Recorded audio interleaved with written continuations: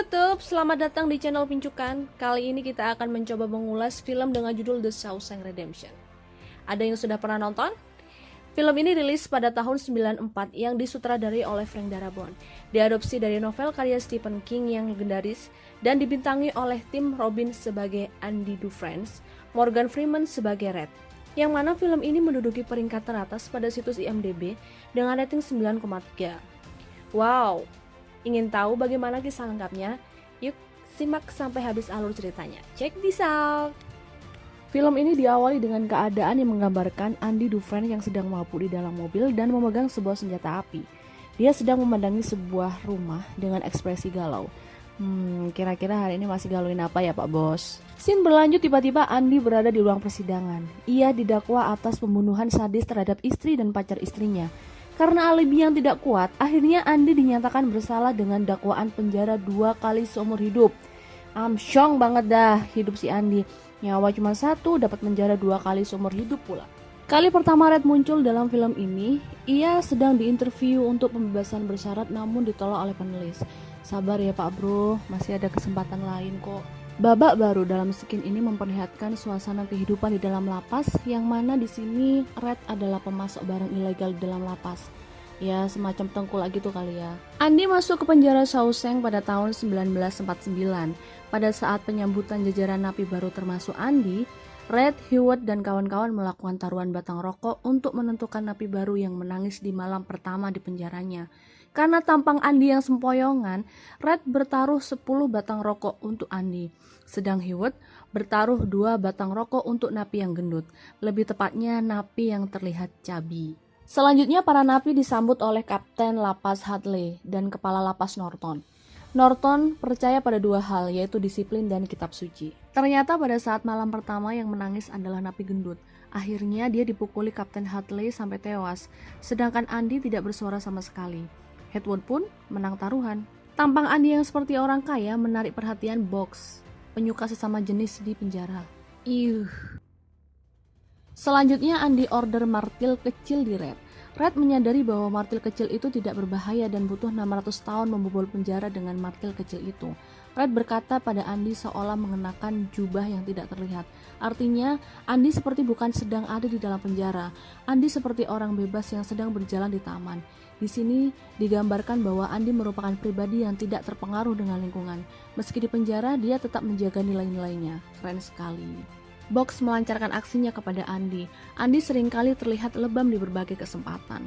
Hal ini menjadi rutinitas Andy sampai akhirnya pada musim semi 1949 ada proyek melapisi atap bengkel dengan aspal. Andy, Red, dan kawan-kawan pun mengajukan diri untuk proyek tersebut.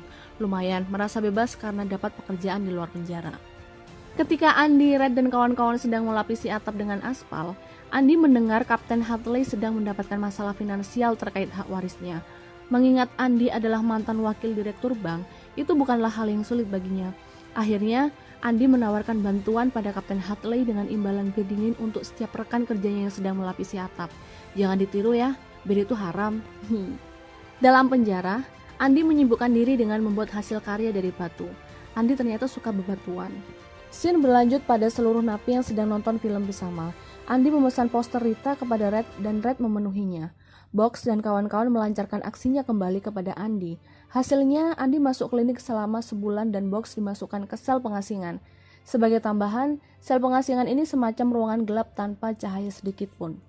Perlakuan Box diketahui oleh Kapten Hadley. Box dihajar oleh Kapten Hadley sampai tidak bisa berjalan dan dipindah ke rumah sakit. Gangguan Box kepada Andy pun berakhir sampai sini. Alhamdulillah akhirnya. 1 bulan kemudian Andy kembali dari klinik.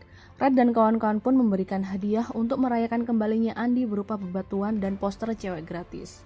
Hari itu dilakukan pemeriksaan seluruh sel oleh kepala penjara Norton, tak terkecuali sel Andy. Sel Andy pun diperiksa dan tidak ditemukan barang ilegal termasuk martil kecil yang Andy pesan dari Red. Kepala penjara Norton memaklumi poster cewek milik Andy dan Andy mendapat tawaran kerja di perpustakaan bersama Brooke. Di perpustakaan, Andy mendapat banyak proyek dari para petugas penjara untuk mengurus masalah finansial mereka masing-masing. Meski di penjara, ilmu perbankan Andy masih sangat berguna. Sangat mantul kawan. Karena perpustakaan yang tidak terawat, Andy berencana untuk mengirim surat tiap minggu ke pemerintah untuk meminta bantuan membangun perpustakaan. Tetapi Andy tak kunjung mendapat balasan dari pemerintah. Dengan karakternya yang sangat tekun, Andy pun secara konsisten mengirim surat tiap minggu ke pemerintah. Dengan kemahiran Andy dalam mengurus permasalahan finansial, bertahun-tahun kemudian Andy dipercaya untuk mengurus seluruh pajak petugas penjara di Shawshank, termasuk kepala penjara Norton. Karena pekerjaan yang sangat banyak, Red pun diminta untuk menjadi asisten Andy. Andy masih terus kirim surat untuk pemerintah terkait bantuan untuk perpustakaan. Ini yang patut ditiru ya kawan. Tetap tekun meski hasil tak kunjung nampak.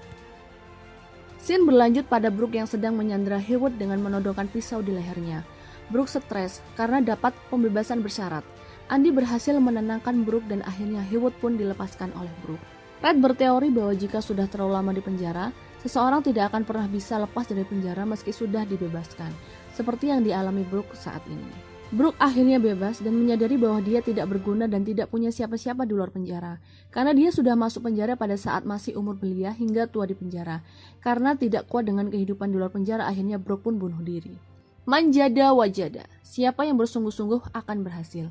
Setelah mengirim surat selama 6 tahun loh, akhirnya Andy dapat bantuan dari pemerintah untuk perpustakaannya dan berencana akan terus mengirim surat 2 kali seminggu kepada pemerintah. Red berargumen bahwa harapan itu berbahaya, sedangkan menurut Andy harapan harus tetap ada. Ini nih nilai yang sangat keren pada film ini. Lagi-lagi, Red interview pembebasan bersalah dan kembali ditolak. Red sudah dipenjara selama 30 tahun. Untuk merayakan 10 tahun Andy di penjara, Red memberikan poster cewek baru untuk Andy. Dengan ketekunan Andy mengirim surat ke pemerintah, Andy terus dapat bantuan dari pemerintah untuk perpustakaannya. Perpustakaannya pun berkembang pesat. Scene berlanjut pada Norton yang memulai program lapas untuk berkontribusi pada proyek di luar penjara dengan gratis. Dengan program ini, Norton banyak mendapat dana suap dari para kontraktor. Andy lah yang disuruh Norton untuk mengurus semua pemasukan kotornya. Dana haram cuy. Andy bercerita pada Red tentang kemahirannya untuk mencuci pemasukan kotor Norton dan membuat identitas tidak nyata untuk menyembunyikan pemasukan kotor Norton. Norton akan kaya raya setelah pensiun dengan dana haram tersebut. Lanjut, scene beralih pada Tommy, papah muda yang masuk ke Shawshank pada tahun 1965 karena kasus pencurian TV. Tommy meminta Andy mendidiknya untuk ikut tes kesetaraan SMA. Andy pun mengiyakan dan mendidik Tommy dengan tekun. Tommy pun akhirnya ikut tes dan marah ke Andy karena kesulitan menjawab tes. Tommy melempar kertas ujian ke tong sampah, namun Andy memungutnya dan tetap mengirim kertas ujian Tommy. Sabar benar ini orang. Lanjut pada adegan Tommy yang sedang menyesal telah marah kepada Andy. Tommy bertanya kepada Red tentang kenapa Andy bisa masuk penjara. Red pun menjawab karena pembunuhan istri dan selingkuhan istrinya. Tommy mengemukakan bahwa teman satu selnya di penjara sebelumnya lah yang sebenarnya membunuh istri Andy dan selingkuhan istrinya. Tommy pun cerita kepada Andy tentang hal tersebut. Andy kemudian lapor ke Norton tentang kesaksian Tommy dan meminta Norton untuk membantu Andy. Karena Norton butuh Andy untuk tetap di penjara dan mengurus penghasilan kotornya, serta Norton takut Andy akan lapor ke pihak berwajib tentang kebusukan Norton ketika Andy bebas. Akhirnya, Norton menolak untuk membantu pembebasan Andy. Andy pun mengejek Norton bahwa dia lamban. Norton marah dan menempatkan Andy ke sel pengasingan selama sebulan. Tommy pun lulus tes dengan nilai C+, sementara Andy masih di sel pengasingan. Tommy dipanggil untuk berbicara dengan Norton di luar penjara untuk memastikan kesaksiannya tentang kasus Andy. Tommy memastikan kepada Norton bahwa yang dia katakan adalah benar adanya dan dia bersedia bersaksi untuk Andy. Lalu Norton memerintahkan Kapten Hadley untuk menembak Tommy dengan alasan kabur dari penjara.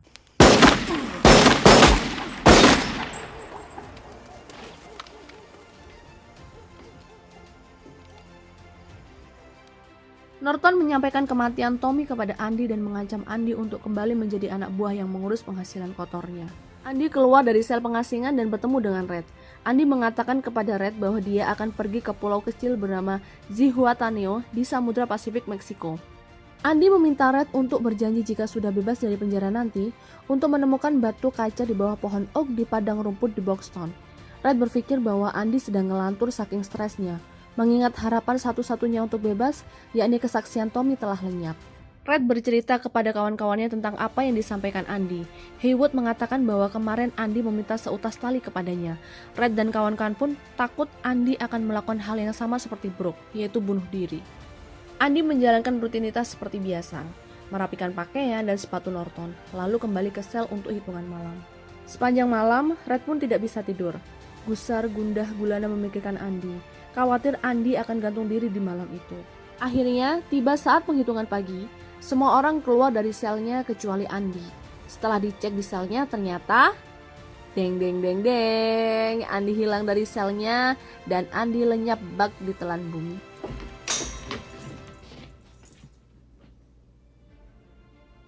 Oh my holy God.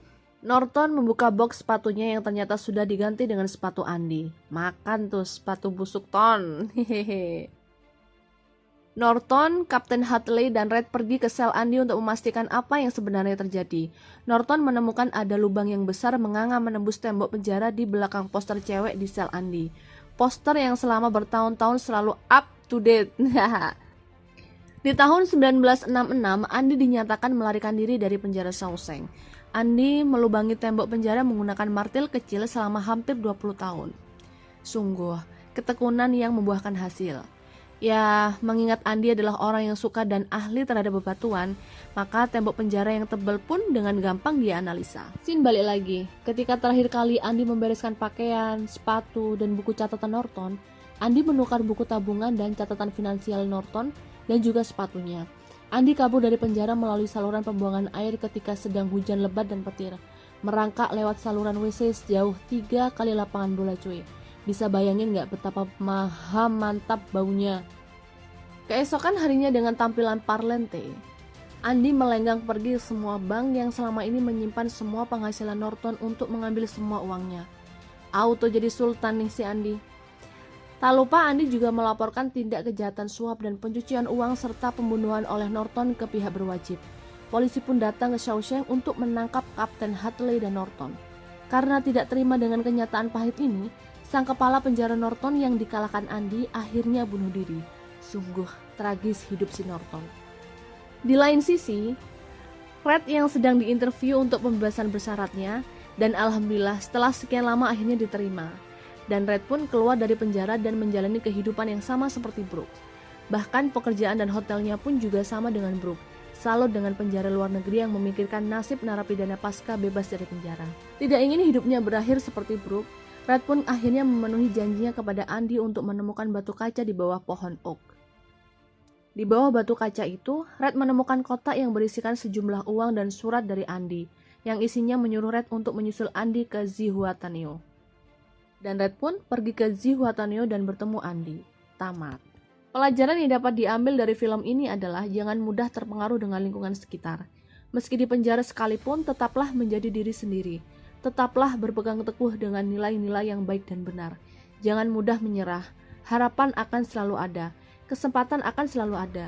Yang terpenting adalah teruslah melakukan yang terbaik dengan tekun. Sekian. Terima kasih and see you on the next video.